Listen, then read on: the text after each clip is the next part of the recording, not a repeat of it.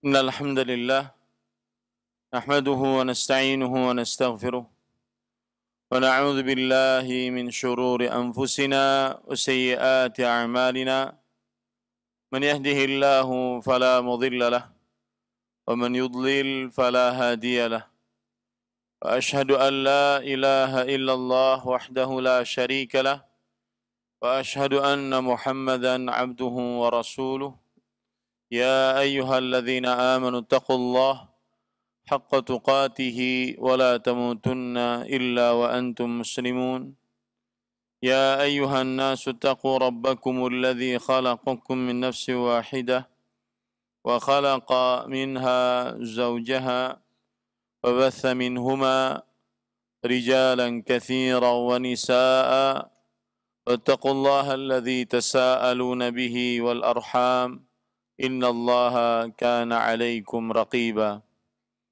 يا أيها الذين آمنوا اتقوا الله وقولوا قولا سديدا يصلح لكم أعمالكم ويغفر لكم ذنوبكم ومن يطع الله ورسوله فقد فاز فوزا عظيما أما بعد فإن أصدق الحديث كتاب الله وأحسن الهدي هدي محمد صلى الله عليه وعلى آله وسلم وشر الأمور محدثاتها وكل محدثة بدعة وكل بدعة ضلالة وكل ضلالة في النار.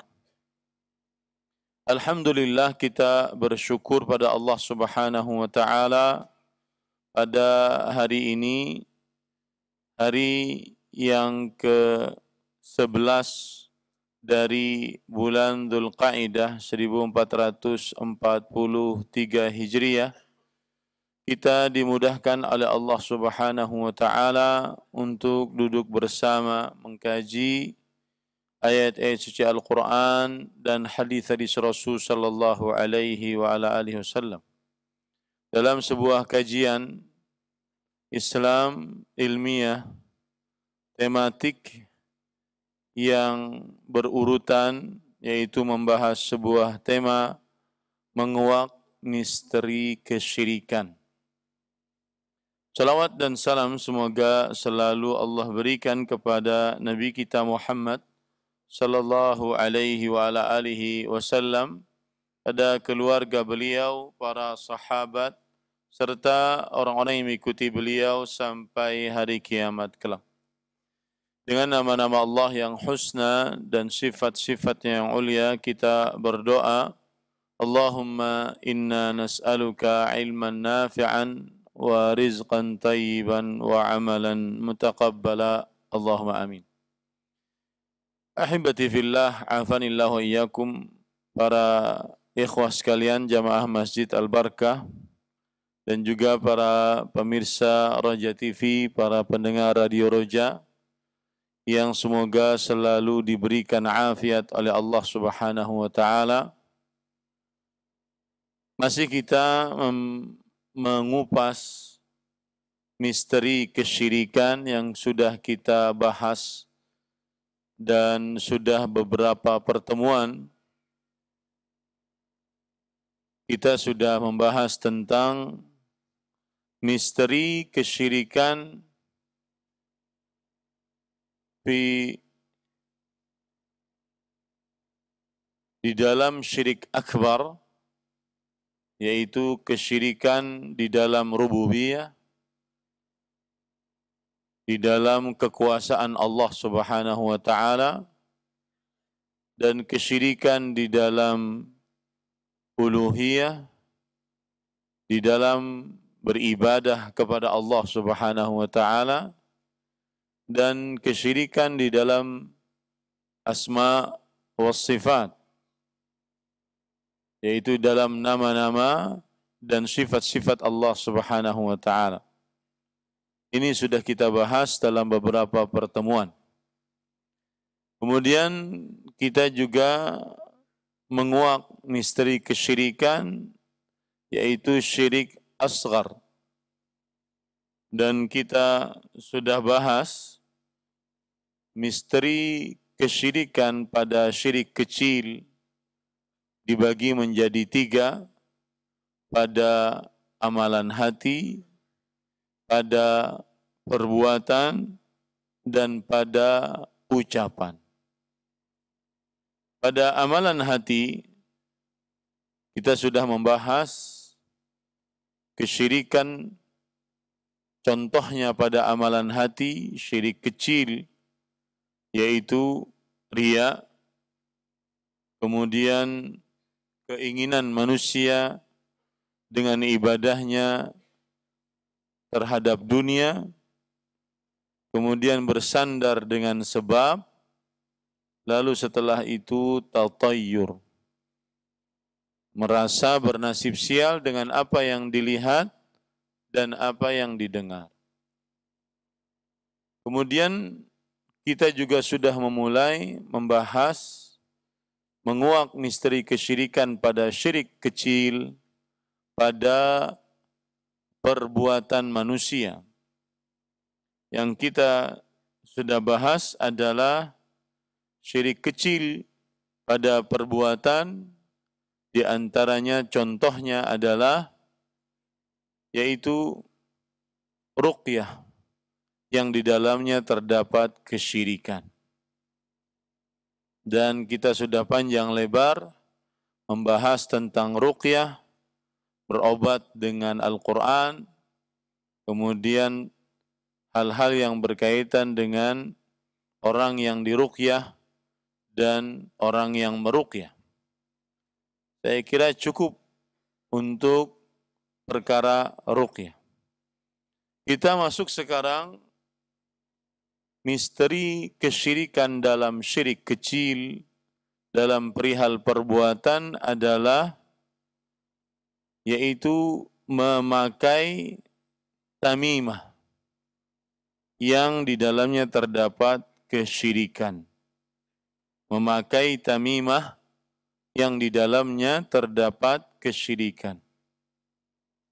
Tamimatun adalah bahasa Arab dan jamaknya adalah at-tamaimu. Dan tamimah sebagaimana yang dikatakan oleh para ulama, di antaranya Imam Ibnu Abdul Bar di dalam kitabnya At-Tamhid, kemudian Imam Al-Baghawi dalam kitabnya Syarhus Sunnah, kemudian An-Nihayah fi Gharibil Hadith dalam kitabnya oleh Imam Ibnu Al-Athir, kemudian Imam Al-Qurtubi dalam kitabnya Al-Jami' li Ahkamil Quran, bahwa tamimah adalah kullu ma yu'allaqu 'ala al-marda awil atfali awil bahaimi aw ghairiha min ta'awidh lidaf'il bala'i aw raf'ihi. Setiap yang digantungkan pada orang yang sedang sakit atau anak-anak kecil atau hewan-hewan atau yang selainnya berupa permintaan-permintaan perlindungan atau pengangkatan-pengangkatan bala. Saya ulangi, setiap yang digantungkan pada orang-orang sakit, anak-anak kecil, hewan-hewan, dan yang semisalnya untuk menolak bala ataupun mengangkat bala jika sudah datang. Itulah pengertian dari tamimah. Imam Ibnul Jauzi rahimahullahu ta'ala berkata di dalam kitab Gharibul Hadith, Inna tamaima minasyirik. Sesungguhnya tamimah-tamimah termasuk kesyirikan. Apa itu tamimah? Wahia kharazatun kanatil arabu tu'alliquha 'ala as-sibyan yattaquna biha al-'aina biza'mihim. Dia adalah semacam jimat-jimat yang orang-orang Arab menggantungkannya pada anak-anak kecil.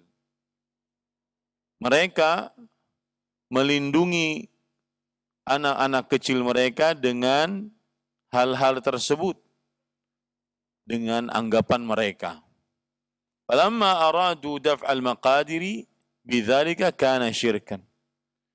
Dan ketika mereka orang-orang Arab yang menggantungkan tamimah tersebut bermaksud saat menggantungkan tamimah adalah untuk menolak ketetapan-ketetapan Allah, maka itulah yang disebut dengan kesyirikan. Kita sudah belajar pengertian kesyirikan panjang lebar. Dan pengertian yang paling mudah dari kesyirikan adalah taswiyatu ghairillah billah fi syai'in min khasaisillah. Menyamakan selain Allah dengan Allah dalam perkara yang khusus milik Allah.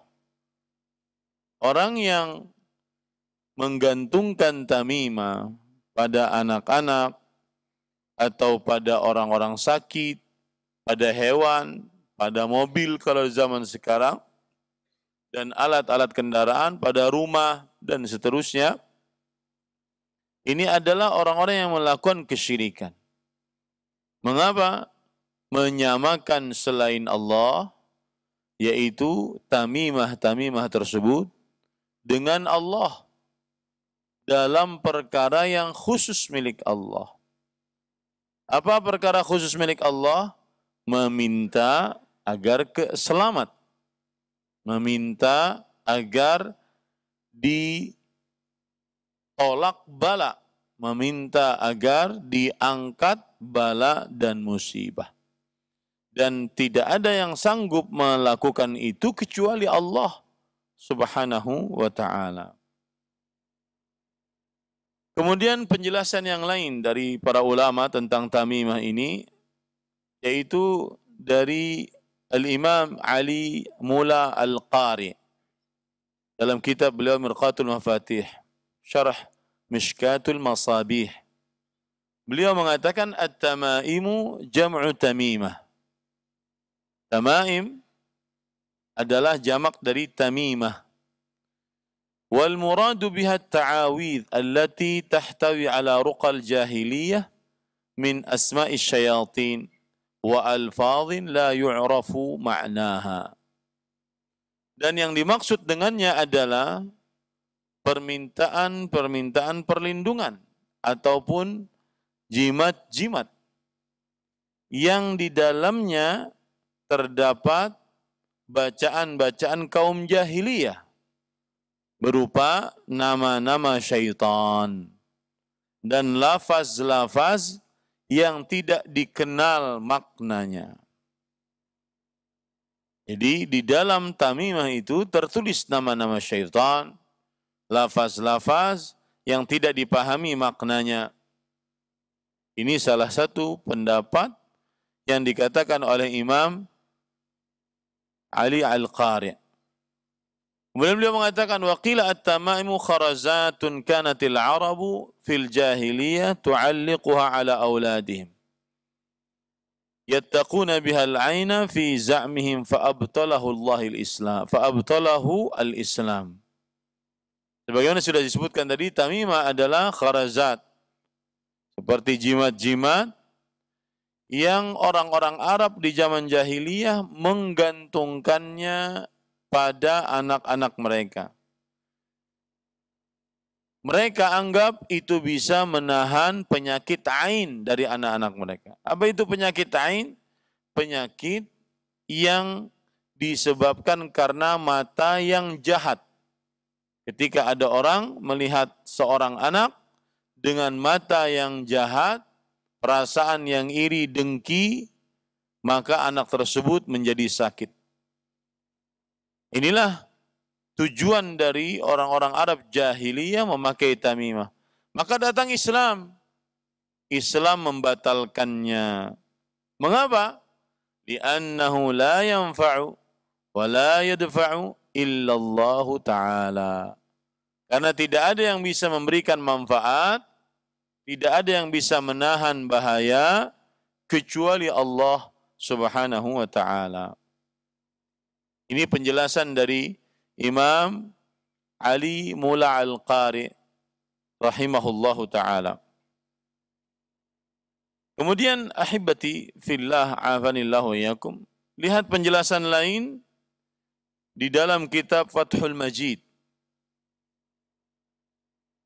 oleh berkata Muhammad Hamid Al-Faqi, aslu ma'na al-qiladah ma yud'u fil 'unuq min al-huli waz-zina lin-nisa. Tamimah biasanya itu dikalungkan. Dan makna dari kalung adalah sesuatu yang dikalungkan pada leher, baik berupa perhiasan ataupun yang dipakai oleh para perempuan. Wal hablu yudha'u fi 'unuqid dabah lituqada bih.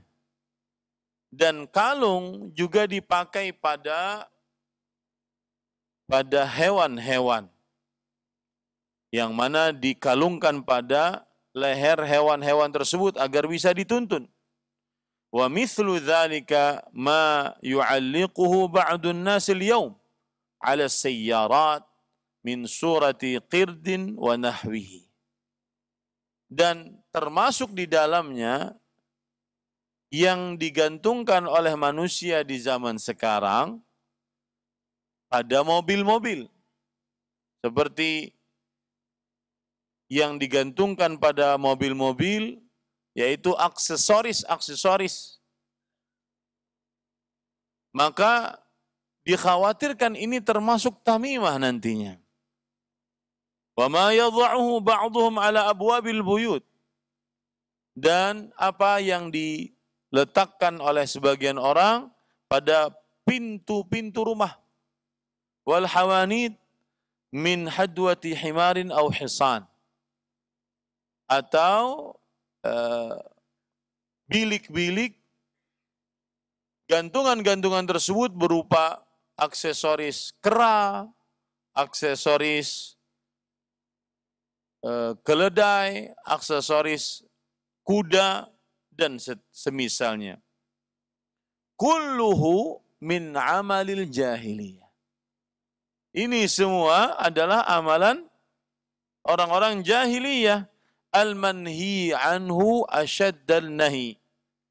Yang mana itu terlarang dengan benar-benar keterlarangan. Wa qad yasilu ila syirkil akbar an ba'dihim hina ya'taqidu fihi annahu huwa alladhi yadfa'u haqiqatad dhurri was-su'. Dan terkadang sampai kepada derajat syirik akbar, mengeluarkan dari agama Islam. Kalau sebagian mereka meyakini bahwasanya gantungan-gantungan tersebut dialah yang sanggup menahan bahaya dan menolak mudarat. Lihat, kan bagian kita sekarang adalah syirik kecil di dalam perihal perbuatan, termasuk di dalamnya menggantungkan tamimah.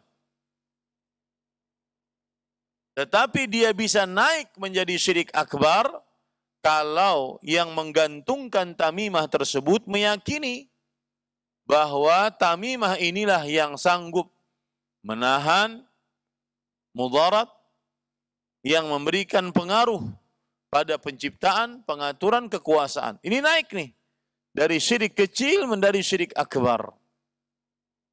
Nah, ini hati-hati. Ini para ikhwan yang dirahmati oleh Allah Subhanahu wa taala. Taib.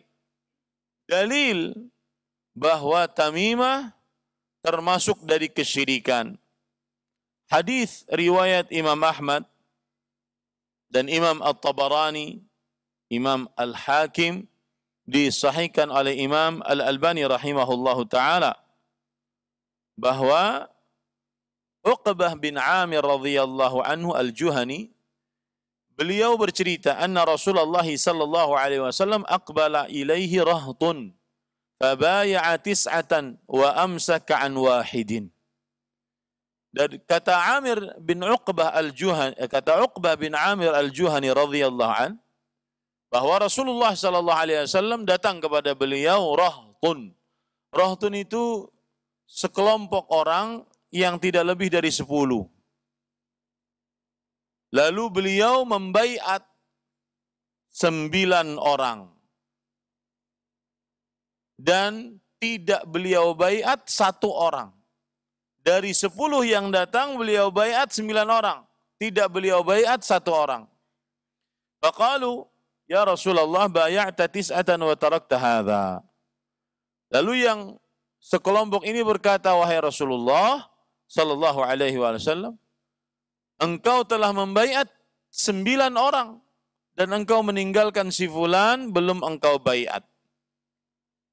Maka kemudian Rasulullah sallallahu alaihi wasallam bersabda, inna alaihi tamimatan فأدخل يده فقطعها فبايعه وقال من علق تميمة فقد أشرك.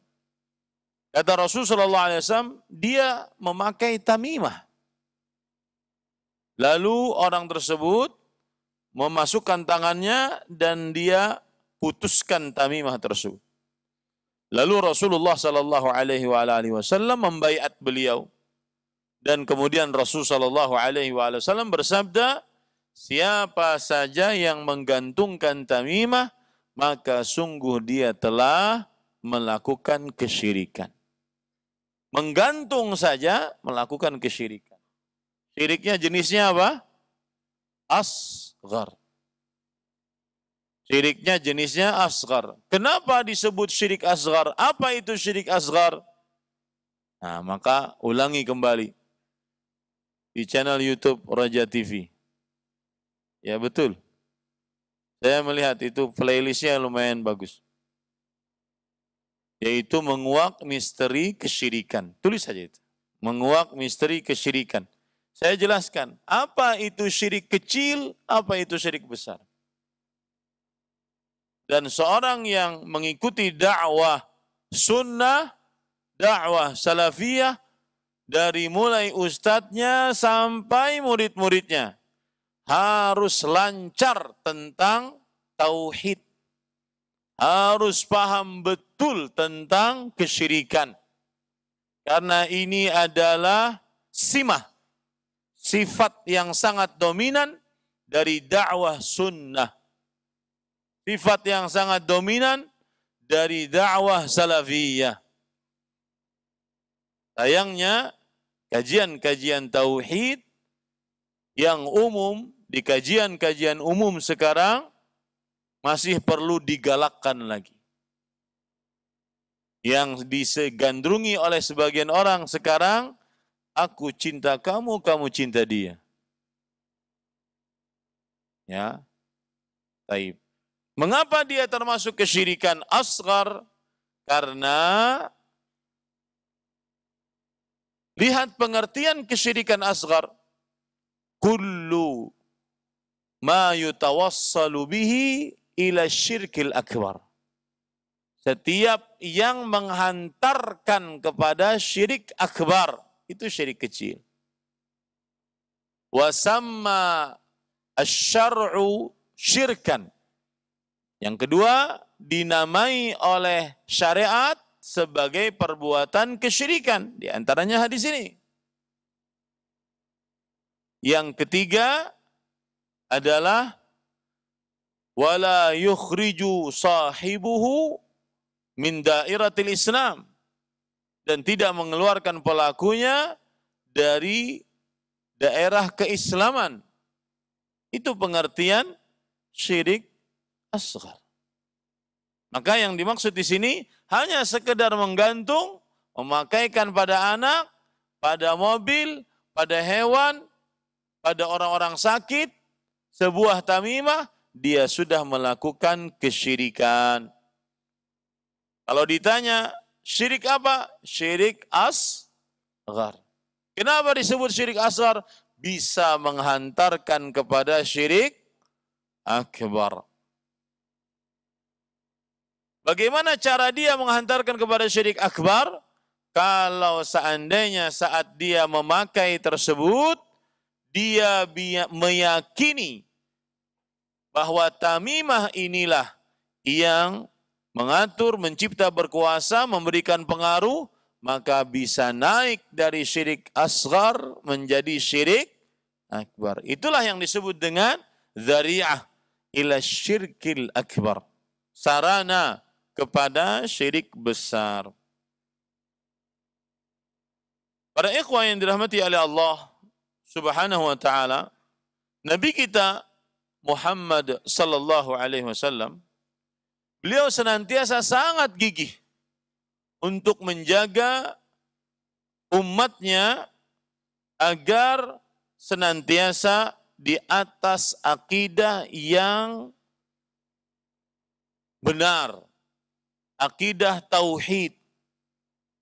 Dan Nabi Muhammad sallallahu alaihi wasallam sangat gigih membersihkan umatnya dari bekas-bekas keyakinan kaum jahiliyah yang buruk dan rusak.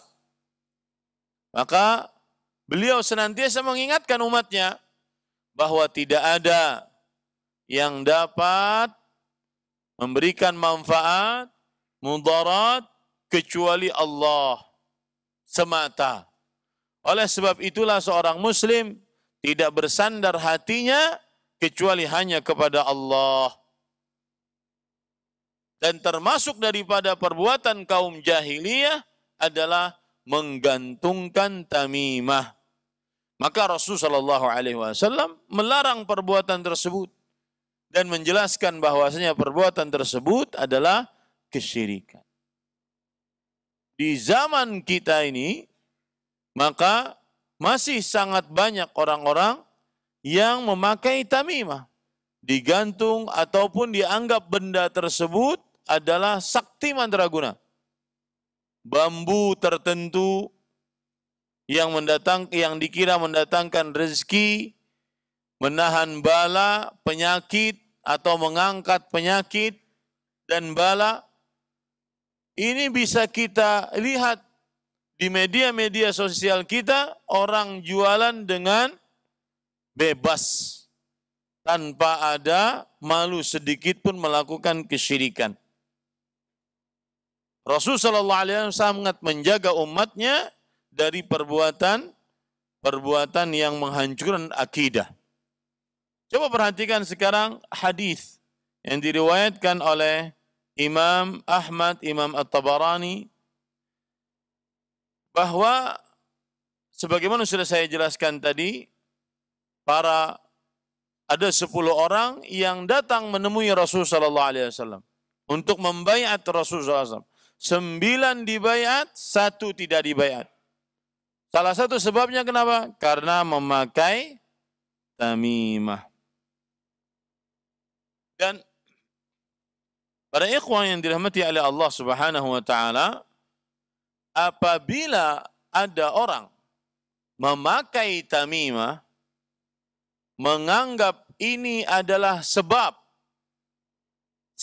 lihat perkataan saya baik-baik, karena ini bedanya sedikit sekali. Apabila ada orang memakai tamimah, apapun bentuknya, dan dia meyakini ini hanyalah sebab, kami masih mengakui yang maha mengatur, maha mencipta, maha berkuasa adalah Allah. Dan tamimah ini dipakai hanya sebatas sebab. Sebab untuk menahan bala, mengangkat mudarat. Maka ini adalah syirik asghar. Kenapa demikian? Karena menjadikan sesuatu sebagai sebab, padahal dia bukan sebagai sebab di dalam syariat Islam atau secara hukum kuasa Allah. Saya ulangi, perhatikan baik-baik. Memakai tamimah, apapun bentuknya, kalung, cincin Sulaimani, ya, kayu kukah, tasbih, yang dikatakan kayu itu adalah berasal dari tongkatnya Nabi Musa. Bohong semua itu. Ya, penipu semua. Penipu kaum muslimin. bambu-bambu, keris-keris, tongkat-tongkat, dan seterusnya. Yang dianggap sebagai sebab menahan bala atau mengangkat mudarat. Maka ini adalah syirik asghar. Mengapa? Karena menjadikan sesuatu sebagai sebab, padahal syariat belum menjadikannya sebagai sebab.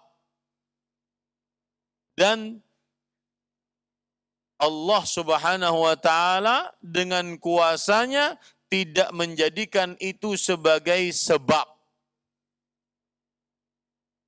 Paham? Baik. Saya akan uji nih. Ya. Baik, antum. Mas yang ganteng ini. Mengapa memakai tamimah menjadikan dia sebagai syirik asghar?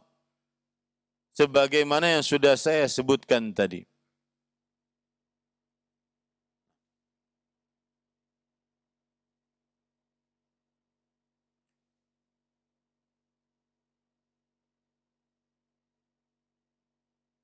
Ada yang jawab lain? Kita belajar akidah agar bisa diamalkan, dipraktekkan dalam kehidupan. Nah, sebagai pengantar untuk melakukan kesyirikan besar. Ya, itu salah satu jawaban mengapa memakai tamimah dikategorikan sebagai syirik asghar. Karena bisa menghantarkan kepada syirik akbar. Dan setiap kesyirikan yang dapat menghantarkan kepada syirik akbar disebut sebagai syirik asghar. Jawaban yang kedua, yang barusan saya sebutkan. Nah,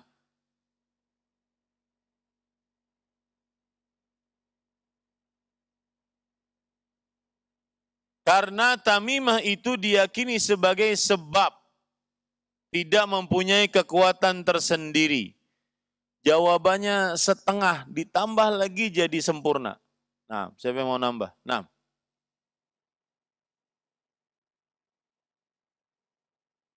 Enggak, tambahkan dengan apa yang disebutkan. Beliau menyebutkan karena menggantungkan tamimah sebagai sebab untuk menolak bala dan mengangkat mudarat. Tambahannya lagi yang paling terpenting. Nah,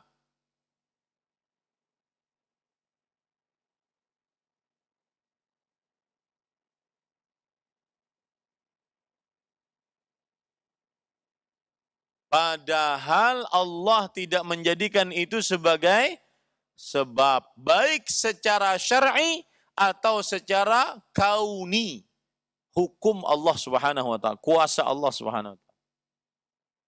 Makanya saya sering mengatakan permasalahan seperti ini harus memahami. Ya, kita semua harus memahami bahwa sebab itu ada dua. Sebab syar'i dan sebab kauni. Sebab syar'i, Allah menjadikan zam-zam sebagai sebab syar'i untuk menjadi obat sebuah penyakit. Menjadikan madu sebagai obat penyakit. Menjadikan ajwa sebagai penangkal sihir dan racun. Menjadikan jintan hitam, habbatus sauda, sebagai obat segala macam penyakit, kecuali kematian. Itu disebut dengan apa? Sebab-sebab syar'i. Di sana ada sebab-sebab kauni. Sebab-sebab kauni seperti misalkan yang sudah teruji dan terbukti, ada jurnalnya, ada pembuktiannya, ada yang berani bertanggung jawab atasnya.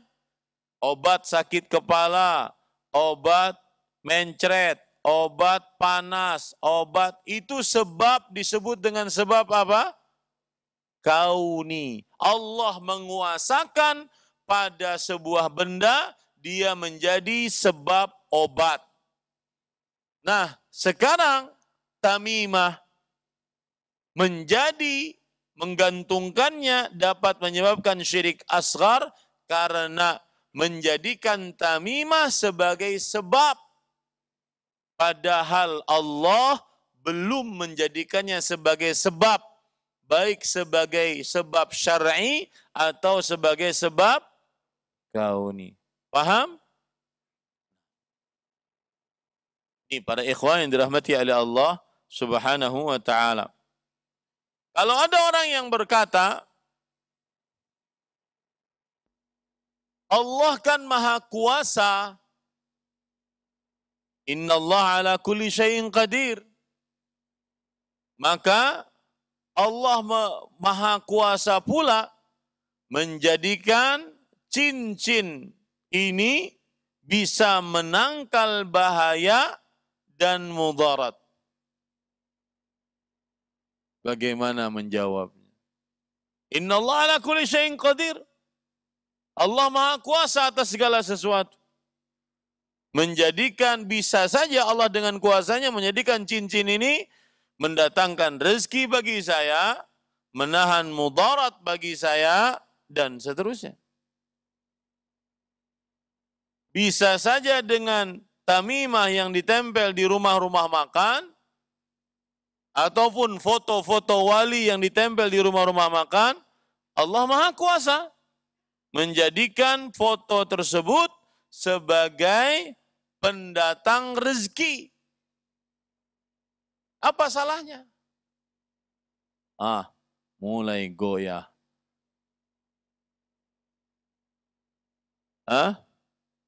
Gampang jawabannya.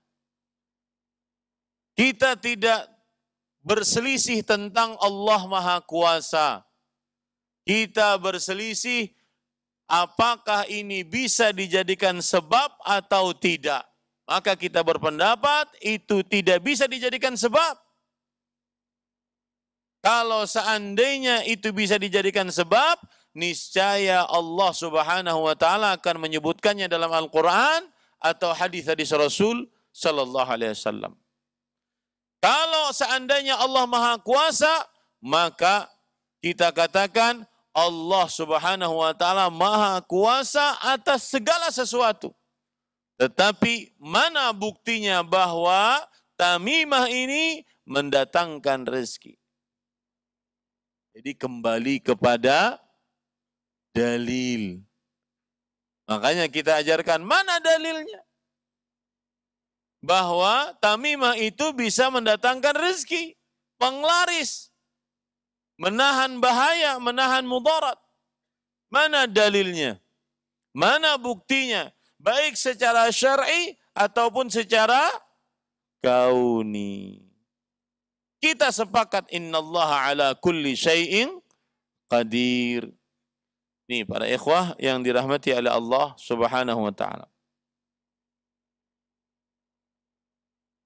Baik, permasalahan selanjutnya yang berkaitan dengan tamimah.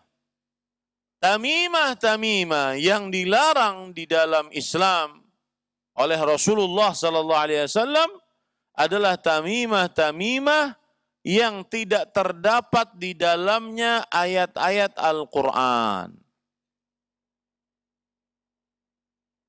Ada jimat dijahit di dalamnya tulisan-tulisan. Tamimah yang penuh dengan kesyirikan, tulisan-tulisannya apa tadi isinya? Nama-nama syaitan. Kemudian nama-nama yang tidak jelas maknanya dan seterusnya. Bagaimana kalau seandainya tamimahnya adalah Al-Fatihah? Cincin tertulis di dalamnya Al-Fatihah. Quran yang kecil, kemudian dijadikan sebagai kalung untuk menahan bala dan mudarat. Maka para ikhwan yang dirahmati oleh Allah, di dalam permasalahan ini terdapat ikhtilaf di antara para ulama. Sebagian mereka memperbolehkan karena mengambil berkah dengan ayat-ayat Al-Quran, nama-nama Allah Subhanahu wa ta'ala. Dan mereka mengatakan ini persis seperti ruqyah. Ruqyah yang dibenarkan kita baca Al-Quran. Doa-doa yang sahih dari hadis Rasul sallallahu alaihi wasallam. Sama saja orang memakai kalungnya tulisan di dalamnya adalah Al-Quran ataupun doa-doa sahih dari hadis Rasul sallallahu alaihi wasallam. Sama saja dengan ruqyah seperti itu. Ini alasan sebagian ulama salaf yang membolehkan tamimah yang ada tulisan Al-Quran dan doa-doa yang sahih. Dengan syarat tidak boleh dihinakan. Dengan syarat tidak diperbolehkan selain Al-Quran. Maka wallahu alam, para ikhwan yang dirahmati oleh Allah Subhanahu wa ta'ala, terjadi ikhtilaf di antara para ulama rahimahumullahu ta'ala. Lihat Imam Ahmad bin Hanbal rahimahullah di dalam kitab Masailul Imam Ahmad ibn Hanbal wa Ishaq bin Rahawih. Pertanyaan-pertanyaan yang ditanyakan kepada Imam Ahmad bin Hanbal dan juga Ishaq bin Rahawih. Beliau mengatakan at-ta'liq kulluhu yukrah. Segala macam tamimah makruh hukumnya. Warruqa ma kana minal Qur'an fala ba's. Adapun ruqyah kalau seandainya berdasar dari Al-Qur'an maka tidak mengapa. Ini menunjukkan bahwasanya Imam Ahmad rahimahullahu ta'ala condong kepada pendapat bahwa apabila tamimah tersebut ada Al-Qur'annya, maka diperbolehkan. Kenapa? Karena beliau mengatakan waruqa ma kana minal Qur'an fala bas. Ruqyah apabila ada Al-Qur'annya maka tidak mengapa. Lihat, untuk lebih kejelasan lagi disebutkan juga di dalam kitab Masailul Imam Ahmad riwayat ibnihi Abdullah. Ini ada pelajaran menarik.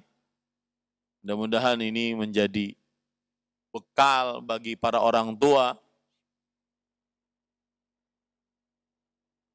Saya beberapa hari yang lalu berkunjung kepada ustadz yang kita hormati bersama, orang tua kita. Kemudian beliau menasihati, anak harus dididik oleh orang tuanya sebelum dididikkan kepada orang lain. Terutama orang tuanya adalah para pendakwah seperti antum, kata beliau. Maka lihat, kemudian beliau mencontohkan Imam Ahmad. Yang membawa ilmunya Imam Ahmad siapa? Abdullah bin Imam Ahmad. Ini menunjukkan bahwasanya Imam Ahmad mengajari anaknya. Nah, ini pelajaran bagi kita semua agar sebelum anak kita keluar belajar dengan orang lain, yang pertama kali menjadi gurunya adalah bapak dan ibunya. Terutama yang ahli-ahli agama, para ustadz, para pendakwah. Ngapain ngajarin orang banyak, anaknya di rumah tidak diajarin? Ini para ikhwah.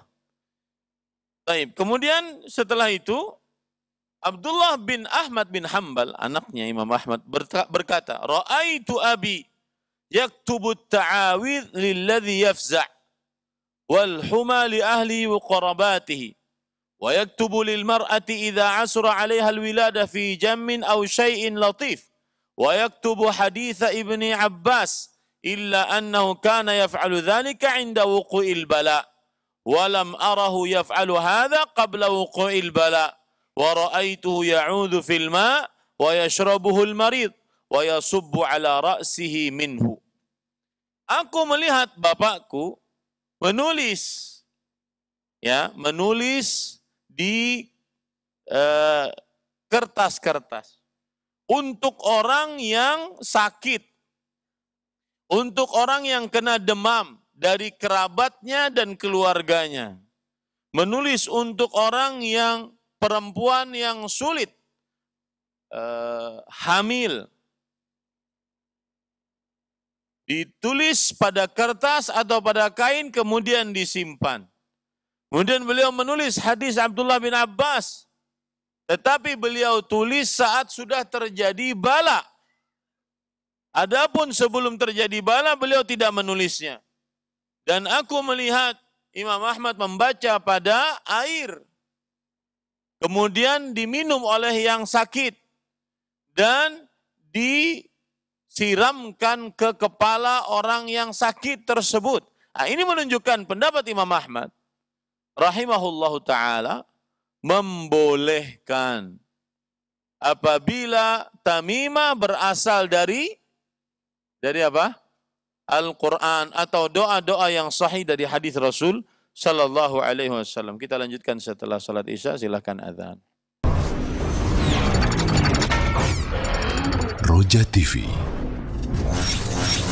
saluran tilawah Al-Quran dan kajian Islam. Kita melanjutkan poin yang kita bahas tadi sebelum salat Isya, lebih tepatnya sebelum azan, adalah penggunaan tamimah dengan ada Al-Quran di dalamnya. Maka sebagaimana sudah kita sebutkan terjadi ikhtilaf di antara para ulama salaf. Ini bukan ulama biasa, ulama salaf terjadi ikhtilaf. Disebutkan di dalam kitab Taisir Al-Aziz Al-Hamid yang ditulis oleh Sulaiman bin Fadilatul Syekh Al-Allamah Sulaiman bin Abdullah Muhammad bin Abdul Wahhab rahimahullahu ta'ala. Beliau mengatakan, i'lam anna al-ulama min as-sahabati wa tabi'in faman ba'dahum ikhtalafu fi jawazi ta'liqit tamaimi min al-Qur'ani wa asma'illahi wa sifatih. Ketahuilah bahwa para ulama dari para sahabat, para tabi'in, dan yang setelah mereka berbeda pendapat di dalam bolehnya menggantungkan tamimah dari Al-Quran atau nama-nama dan sifat-sifat Allah Subhanahu wa ta'ala. Itu yang dipermasalahkan, ya. Menggantungkan tamimah dari Al-Quran atau nama-nama Allah dan sifat-sifatnya. Adapun tamimah yang berasal dari nama-nama jin atau lafaz-lafaz yang tidak bisa dimaknai, maka ini tidak terjadi khilaf di antara para ulama. Yang terjadi khilaf adalah yaitu tamimah yang berasal dari Al-Quran atau nama-nama dan sifat-sifat Allah. Faqala ta'ifah yajuzu dzalik. Sebagian ulama berpendapat boleh hal tersebut. Wa huwa qaulu Abdullah ibn Amr ibn al-As wa ghairihi. Wa zahiru ma ruya an Aisyah. Wa bihi qala Abu Ja'far al-Baqir wa Ahmad fi riwayah wa hamalul hadits ala tamaim asy-syirqiyah. Amma allati fiha al-Qur'an wa asma'ullahi wa sifatuh fakarruqyah bidzalik.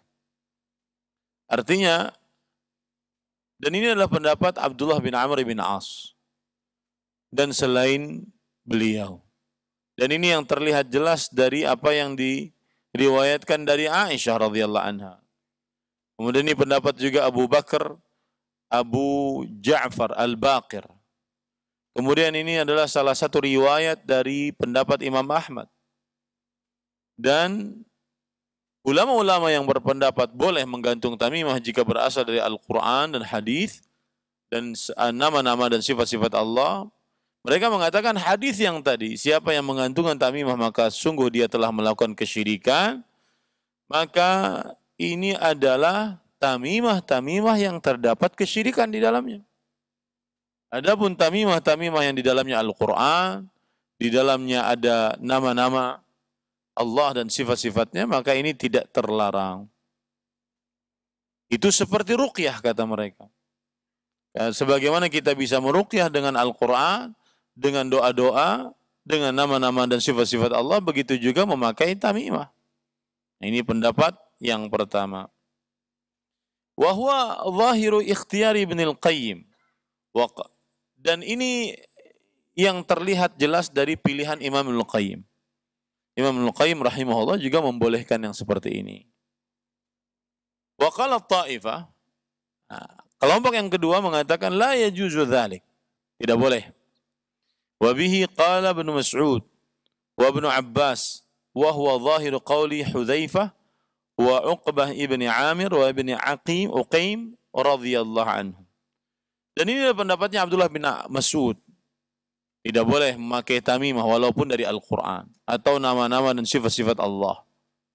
Ini pendapatnya Abdullah bin Abbas. Ini pendapatnya Hudzaifah ibnul Yaman. Ini pendapatnya Uqbah bin Amir. Sahabat-sahabat terkenal radhiyallahu anhum. Wa bihi qala jama'atun minat tabi'in. Dan ini pendapatnya sekelompok dari ulama tabi'in. Minhum ashabu Ibni Mas'ud wa Ahmadu fi riwayah. Di antaranya adalah murid-murid dari Abdullah bin Mas'ud. Gurunya yang tidak membolehkan, muridnya juga tidak membolehkan. Kemudian Imam Ahmad di dalam salah satu riwayat, ikhtaraha katsirun min ashabih wa jazama biha al-mutaakhirun. Dan sebagian murid-murid dari Imam Ahmad, bahkan generasi terakhir menegaskan tidak boleh sama sekali. Dan dalil yang tidak membolehkan hadis tadi. Man 'allaqa tamimatan faqad asyrak. Siapa yang menggantungkan tamimah maka sungguh dia telah melakukan kesyirikan. Fa inna zahirahul umum.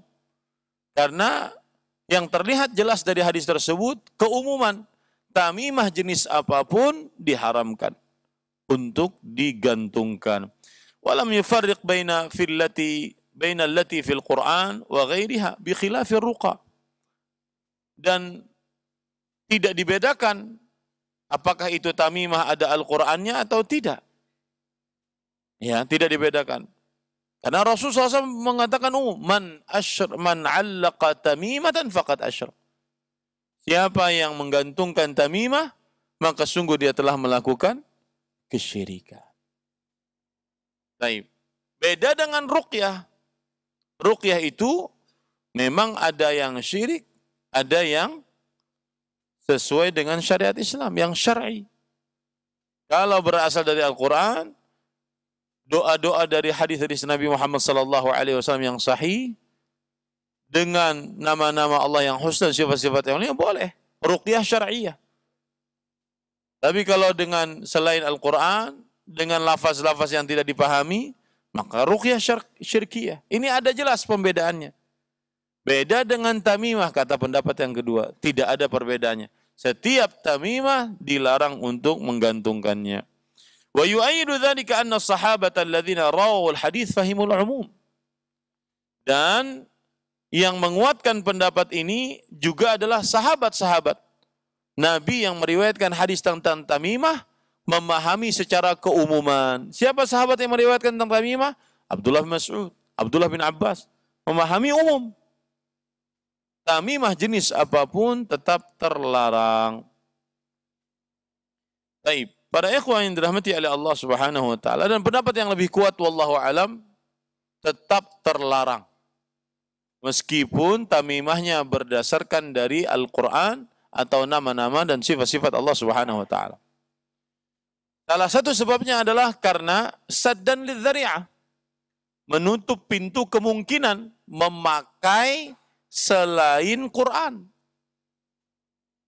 Biasanya kalau sudah menggantung, meskipun itu Al-Quran, nanti yang gantung yang lain. Nah, lebih baik ditutup saja. Itu namanya saddud dzari'ah, menutup sarana menghantarkan kepada keburukan. Yang kedua adalah menjaga kemuliaan Al-Quran. Kalau dipakai, biasanya dibawa kemana, kemudian dipakai tidur, dibawa ke tempat-tempat yang kotor, menjaga kemuliaan Al-Quran. Ya, jadi pendapat yang lebih kuat adalah tetap tidak diperbolehkan. Dalil yang lain bahwa tamimah menggantungkannya, mengalungkannya diharamkan, yaitu hadis yang diriwayatkan oleh Imam Abu Daud, Imam An-Nasai, Imam Ahmad, dan disahihkan oleh Imam Al-Albani rahimahullah dari Ruwaifi' radhiyallahu an. Beliau bercerita, qala li Rasulullah sallallahu alaihi wasallam. Rasulullah sallallahu alaihi wasallam berkata kepadaku, "Ya Ruwaifi', la'alla al-hayata satatulu bika ba'di." Wahai Ruwaifi', semoga kehidupanmu akan panjang sepeninggalku. Ini doa dari Rasulullah SAW. Dan ini adalah wahyu dari Allah Subhanahu wa taala. Dan benar, Ruwaifi' panjang umurnya. Fa akhbirin nasa annahu man 'aqada lihyatah aw taqallada wataran aw istanja bi raji'i dabbatin aw 'azmin fa inna Muhammadan bari'un min. Maka beritahukanlah manusia, siapa yang mengepang, mengikat jenggot satu, atau mengalungkan tali busur panah. Tali busur panah itu kan ada talinya. Tali busur panah maksudnya sebagai tamimah. Atau beristinja dengan kotoran hewan. Atau dengan tulangnya. Kok bisa beristinja dengan kotoran hewan? Iya. Onta ketika dia buang air besar, kemudian panas matahari mengenainya, akhirnya seperti batu. Saking kerasnya. Maka itu tidak diperbolehkan untuk beristinja. Yang diperbolehkan adalah dengan batu. Dengan tulang pun tidak diperbolehkan. Siapa yang melakukan 3 perkara ini, mengepang jenggotnya atau mengikat jenggotnya, atau mengalungkan watar, watar adalah tali busur anak panah sebagai tamimah, atau beristinja dengan kotoran hewan atau tulangnya, maka Nabi Muhammad SAW berlepas diri darinya. Apa yang dimaksud berlepas diri darinya? Tidak ada jaminan dari Rasulullah SAW atas perbuatan yang menyimpang tersebut di hadapan Allah Subhanahu wa taala. Dalil yang lain, hadis riwayat Bukhari dan Muslim dari Abu Bashir Al-Ansari radhiyallahu an, bahwa annahu kana ma'a Rasulillah sallallahu alaihi wasallam fi ba'di asfarihi wan nasu fi mabitihim.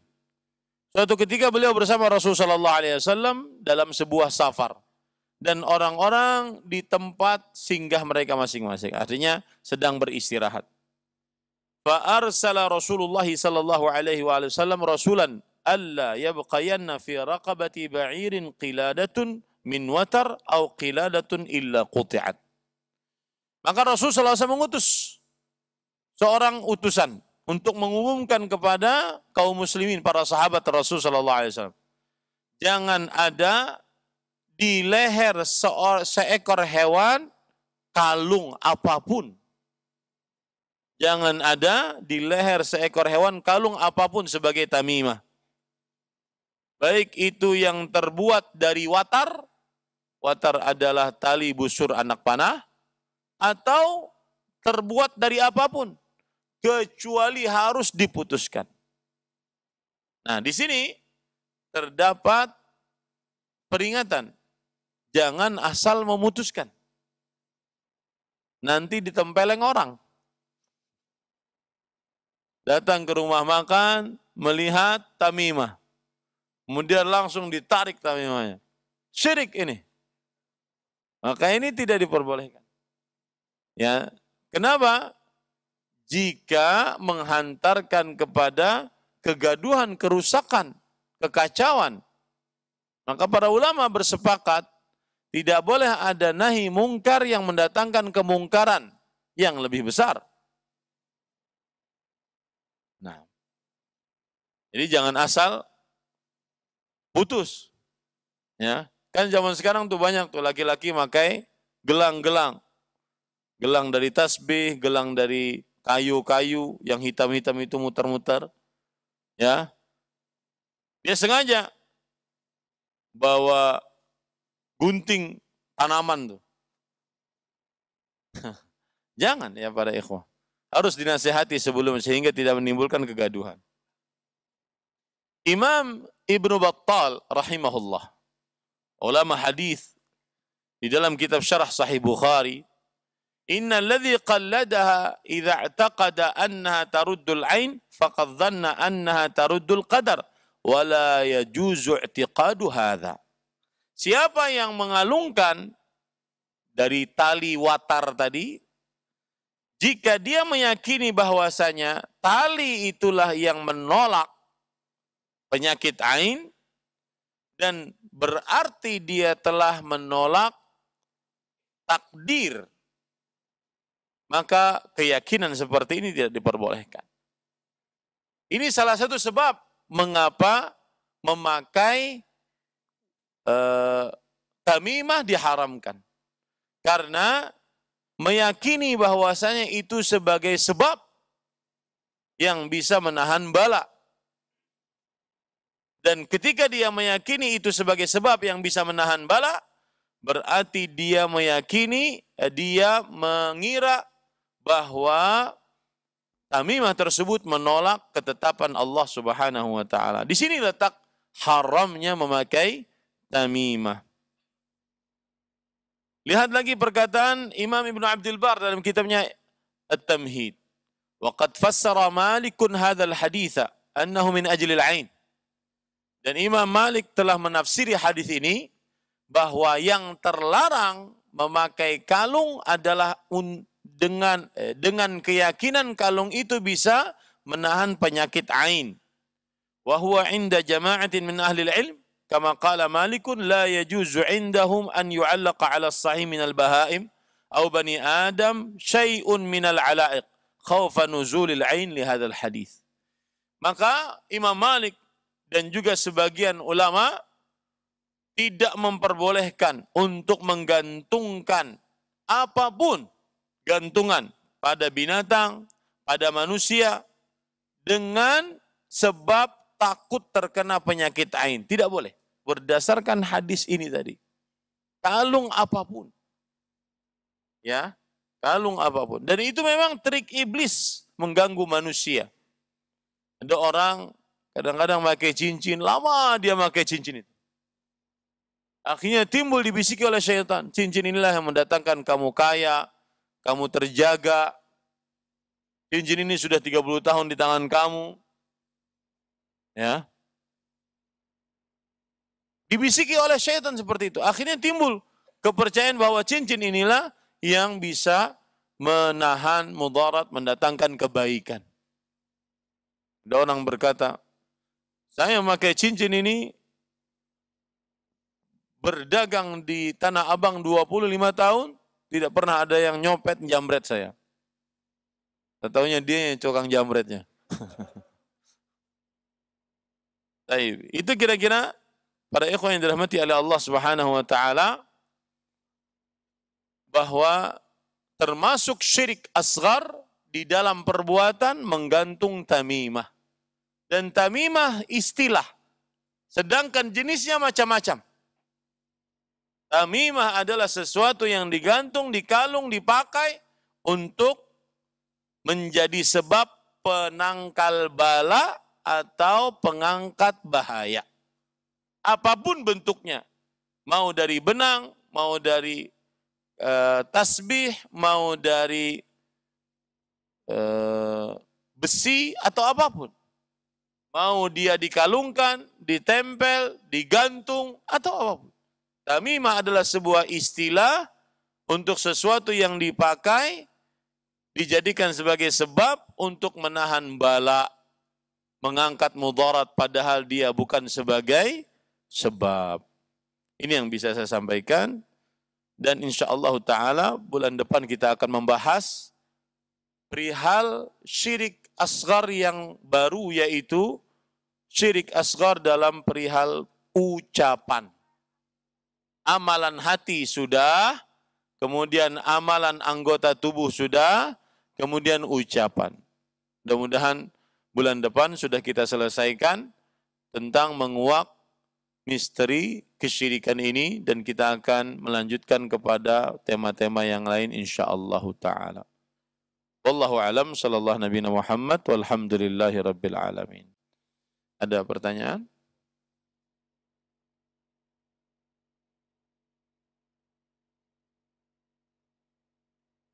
Sebenarnya mungkin yang tidak mendengar, bagaimana dengan pengobatan dengan kalung-kalung? Sebenarnya yang sudah kita jelaskan tadi harusnya sudah bisa menjawab. Nah, siapa yang mau menjawab? Saya paham. Ya, sebenarnya sudah bisa dijawab atas penjelasan yang kita jelaskan tadi. Ah, gimana jawabannya? Nah, saya kasih clue, sebab. Oh iya. Apa jawabannya?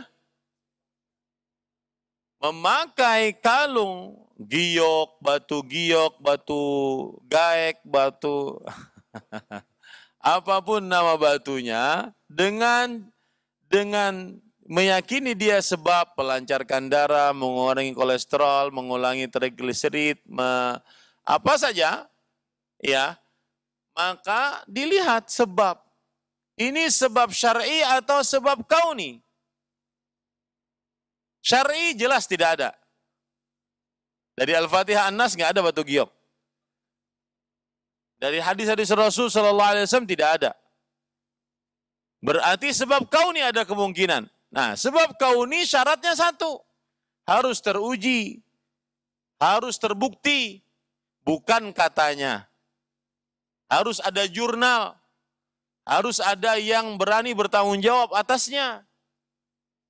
Maka jika terbukti, boleh dia memakainya. Jika tidak terbukti, maka termasuk memakainya adalah sebab, termasuk perbuatan syirik asghar. Baik. Pernah ada sekolah elit di Jakarta nanya saya, muridnya mungkin 10-an orang gitu. Ustadz, kami ingin tahu anak ini sifatnya bagaimana. Sehingga nanti ketika di sekolah, dia bisa diadapkan kepada guru-guru yang memang sesuai dengan sifatnya. Caranya adalah membaca garis-garis yang ada pada tangannya.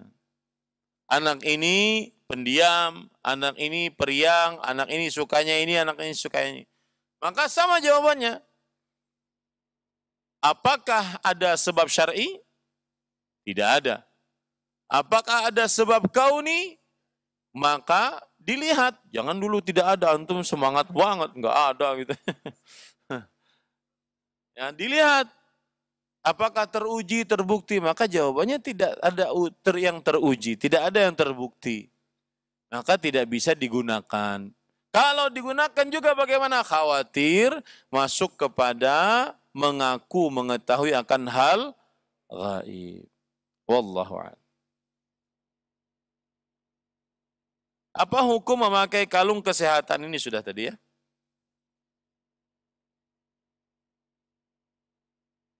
Alhamdulillah, saya sudah pulang dari rumah sakit.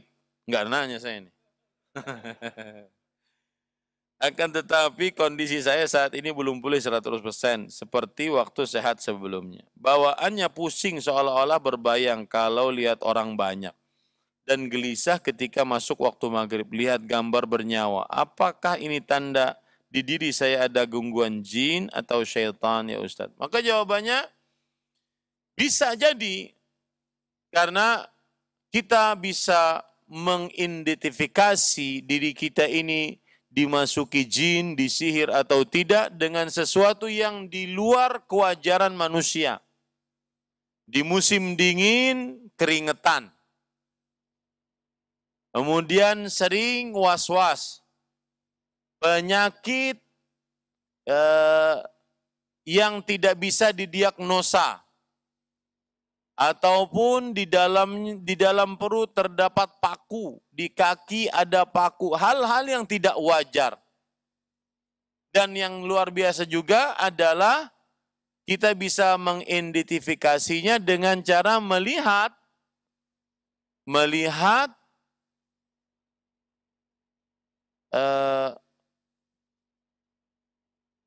kondisi ibadah kita. Apakah kita tetap beribadah atau tidak, terutama sholat. Ya, kalau seandainya sholatnya ada sesuatu yang tidak wajar, maka berarti dikhawatirkan terkena. Saya beri contoh, ini sudah saya ceritakan dulu. Saya pernah di Jakarta, ada perempuan, adik teman, minta diruqyah. Salah satu penyebabnya, dia kalau mengambil air wudhu, lalu ingin sholat, berdiri menghadap kiblat, dia lupa surat Al-Fatihah. Tapi kalau seandainya tidak sholat, dia hafal. Nah, itu kena sihir. Sesuatu yang tidak wajar dalam proses beribadah kepada Allah. Seperti juga hubungan suami istri, tidak wajar. Saya pernah juga ditanya, Ustaz, mengapa kamar pengantin kami, kalau saya dan suami masuk ke situ, kami pasti tengkar. Saya melihat suami seperti kera, pasti bertengkar. Tapi kami bisa berhubungan badan di ruang tamu, kemudian di dapur, dan semisalnya. Mengapa? Maka saya katakan cari. Di dalam kamar sepertinya ada buhul-buhul. Ternyata benar. Kasur yang diberikan oleh seseorang, di dalamnya terdapat buhul. Ya. Nah, ini ada sesuatu yang tidak wajar. Itu tanda paling dominan. Terutama perihal sholat. Yang tidak sholat, yang tidak bisa baca Quran, yang kalau baca Quran baru a'udzubillahi minasyaitonir. Itu dikhawatirkan dia banyak jinnya. Ya. Dan yang juga terlalu asyik dengan hal-hal yang melalaikan ibadah. Seperti main media sosial, main game online, jenggotan sampai jam 3. Ya. Ini dikhawatirkan dia ada jin yang masuk ke dalam tubuhnya. Dia terlalu asik dengan hal-hal yang melalaikan salat. Allah berfirman, فَخَلَفَ مِنْ بَعْدِهِمْ خَلْفٌ أَضَاعُوا الصَّلَاةَ وَاتَّبَعُوا الشَّهَوَاتِ فَسَوْفَ يَلْقَوْنَ غَيًّا. Maka akan ada pengganti setelah mereka, orang-orang yang meremehkan sholat, melalaikan sholat, dan mengikuti syahwat. Maka mereka akan di akhir mendapatkan ghai. Ghai adalah lembah dalam neraka Jahannam. Lau suyyirat bihil jibalu lama'at. Kalau seandainya lembah itu dimasukkan gunung, gunungnya akan meleleh saking panasnya. Maka para ikhwah, itu salah satu hal yang bisa kita menandai kita ini kena sihir atau tidak. Salah satu hal juga yang bisa kita tandai yaitu dengan meruqyah diri sendiri. Baca Al-Fatihah, Al-Baqarah dari awal sampai akhir. Kemudian Al-Ikhlas, Al-Falaq, An-Nas. Biasanya kalau baca Al-Baqarah, maka mulai tidak tenang, keringat dingin, suka kentut, kemudian mulai pusing, mau muntah. Ini tanda-tanda dia terkena sihir. Ya, terkena sihir. Ini yang bisa saya sampaikan. Apa yang baiknya dari Allah Subhanahu wa taala, kita cukupkan dengan kafaratul majlis. Subhanakallah bihamdik, asyhadu an la ilaha illa anta astaghfiruka wa atubu ilaik. Sallallahu nabiyana Muhammad walhamdulillahi rabbil alamin. Wassalamualaikum warahmatullahi wabarakatuh.